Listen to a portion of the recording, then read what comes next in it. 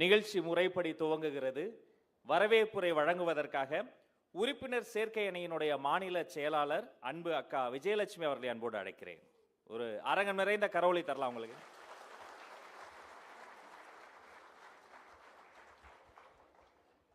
வெல்வதற்கென்றே பிறந்து வந்துள்ள வெற்றி தலைவர் அவர்களே, பாசமிகு பொதுச் செயலாளர் அவர்களே, மாநில நிர்வாகிகளே, மண்டல நிர்வாகிகளே, உறுப்பினர் சேர்க்கை